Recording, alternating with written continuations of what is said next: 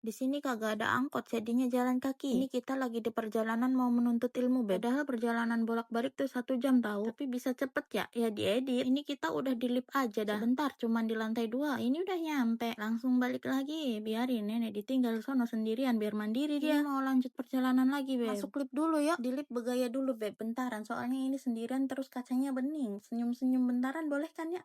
Udah deh, ini beneran bentaran, Beb. Soalnya ini cuma dari lantai 2 ke lantai 1. No, ini udah nyampe, Beb. Bentar, kita lirik kaca lagi. Senyum dulu, cheese. Ya ampun, katro banget sih.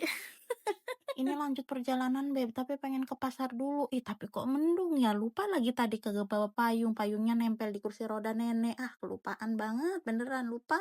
Udah, bismillah aja yuk, capcus, Beb. Tapi bentaran, Beb, nih di taman ini pengen mainan burung dulu. Udah lama, udah seminggu nih kagak mainan burung. Yuk kita tengokin dulu burung.